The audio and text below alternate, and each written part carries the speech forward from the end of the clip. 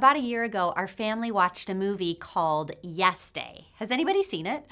The mom in this movie is essentially always saying no to her 3 kids and smothering them with her desire to control their lives until one day their family all decides to have a yes day where the parents actually say yes to whatever the kids want to do within a few guidelines, of course. The movie is filled with crazy adventures and really uncomfortable situations for the parents, but by the end of the day, the family finds themselves more united and joyful. You know, the mom in this movie was all about being responsible and having control, and I felt like I could kind of relate because, like all of you, my world changed when I had a baby. I mean, whether responsibility was in my top 5 strengths before or not, it was now my number 1. You know, my thoughts were constantly on how can I perfectly take care of this child, this little bitty baby. And even now, with a 9-year-old and a preteen, I find that my go-to is responsibility. I'm always thinking, what's the best for them? What's the safest? What's the healthiest? But in the midst of all of my intentional parenting, somewhere, you guys, I think I kind of lost a little bit of fun that used to come out more before kids. Can anybody relate to this? I think in general, we need more laughter and joy in the world. Let's just be honest. What would change in your home if you had a culture of fun in your family? Proverbs 17:22 says, "A joyful heart is good medicine, but a crushed spirit dries up the bones." You know, this is not only talking about your heart, but also about your kids' heart, your husband's heart. The more joy we have, the healthier we are. I'm sure you've all heard the stats about how stress negatively affects both the mind and the body. Well, I believe joy has the same effect, only in the positive. Jesus said in Matthew 18:3, "Truly I say to you, unless you turn and become like children, you will never enter the kingdom of heaven." We are called to have a more playful life. I mean, play isn't only important for kids, it's important for adults too. Sometimes we have to tell that voice of responsibility to be quiet for a while so we can let our hair down and just laugh a little. You know, a good mentor friend of mine told me that when you stop and play, you are entering into the present with your kids. You are entering into their world.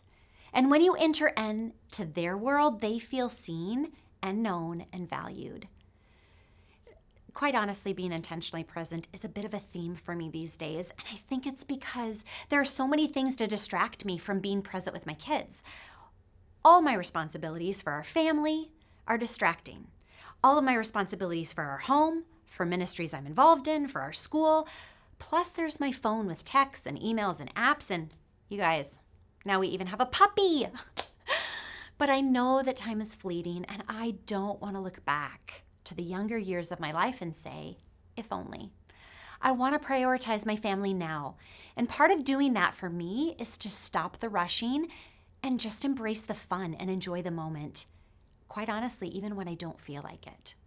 So what does that look like? Well, first of all, I have to tell you it doesn't come naturally because I have lived in responsibility world for many, many years. So I'm training my brain to see opportunities for fun. What would your kids say if you asked them, "When do you think I'm a fun mom?" I asked my daughter this and she said, "Oh, Mom, there's so many. Like when you take me out for dates and when you get in the pool with me and when you color with me." My 12-year-old son said, "When you're adventurous and you go camping with us, Mom." The things they said gave me insight that it doesn't have to be big and crazy. You just have to be present and engaging with them.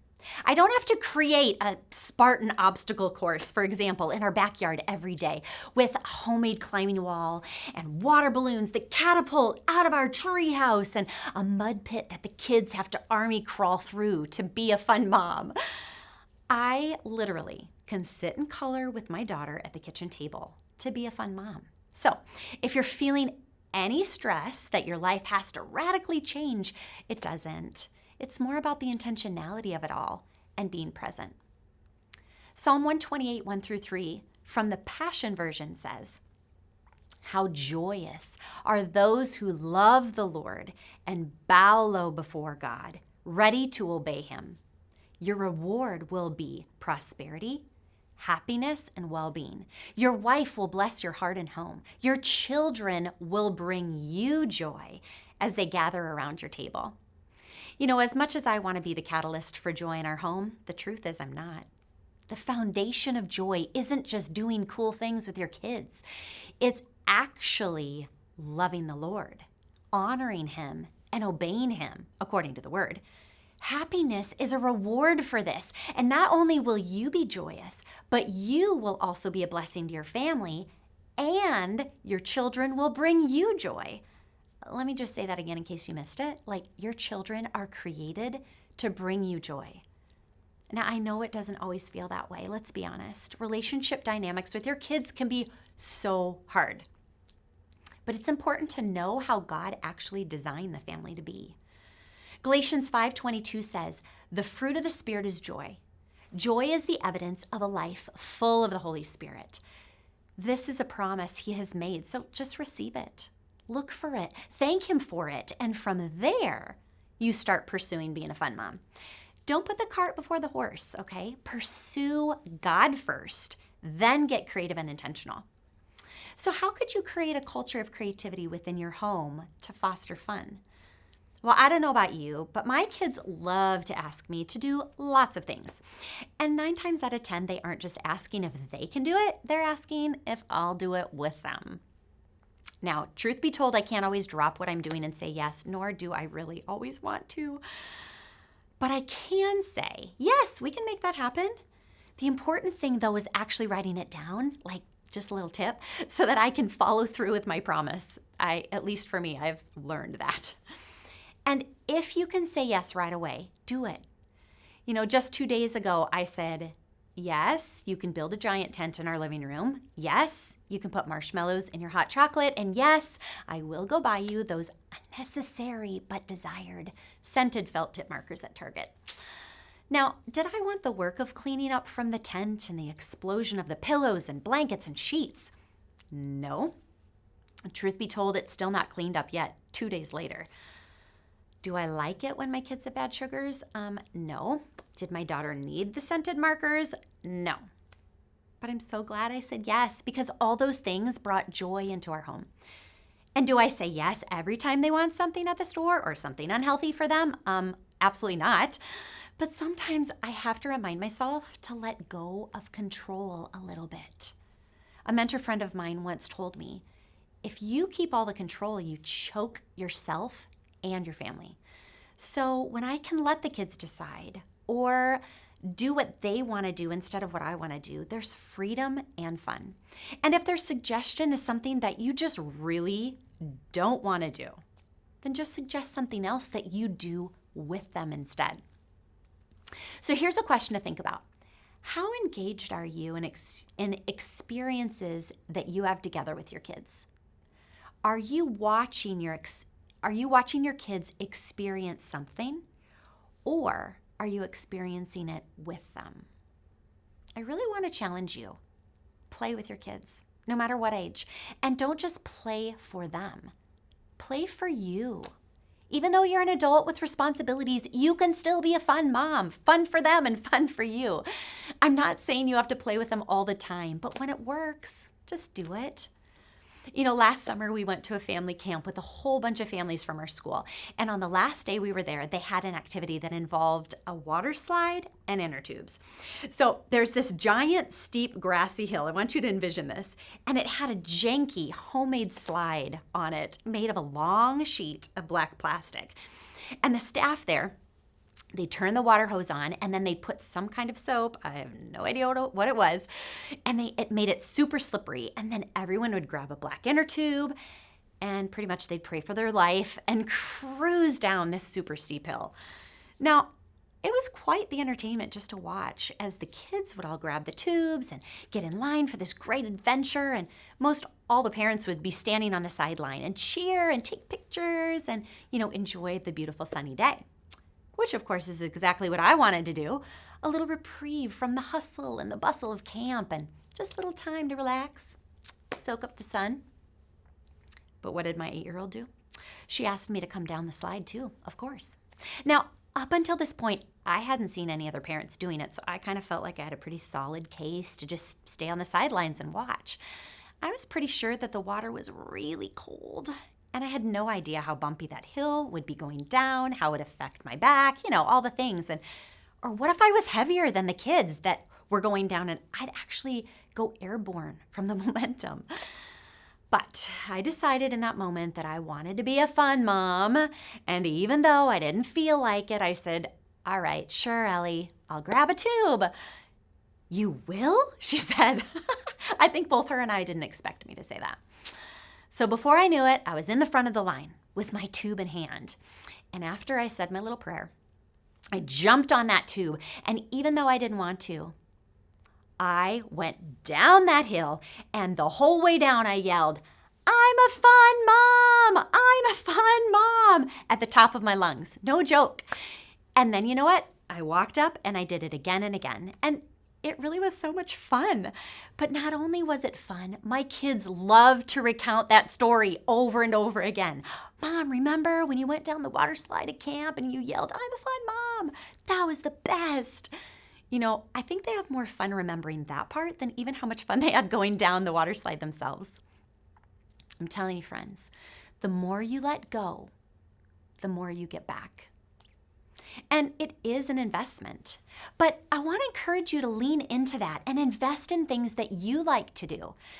If you like picnics at parks, just get a nice mat that cleans easily and folds up nicely and keep it in the back of your car. And then if you spontaneously think about it, pick up Jimmy John's and have a spontaneous picnic. Josh and I love biking, so we chose to financially invest in good bikes for each of our kids, and now we go on lots of bike rides together. So think of the activities you can all do together. Maybe it's something that you really like, and then invest in equipment or lessons or whatever it takes to foster fun and connection with your family, because you will reap the benefits all your life.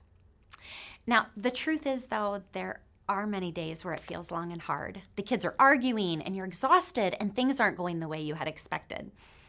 I remember when we started this tradition of having waffles every Saturday morning, and we were all excited about it. And I knew this would be a bonding thing within our family. So Josh bought me the waffle maker and I found the perfect recipe and we all loved it. That is until the demands started. Mom, how soon? Until another waffle is made. Is there more syrup? Can you get out the blueberries? I need another sausage. And what seemed like a fun family bonding experience became a burr under my saddle, because every time I'd sit down to eat, there'd be another request that I needed to tend to. Quite frankly, I found myself feeling irritated on those Saturday mornings and frustrated because I felt like I was doing all the work, and yet I didn't even get a moment to myself to drink my hot coffee or eat a hot waffle with my husband. So one Saturday morning, I decided to change it up.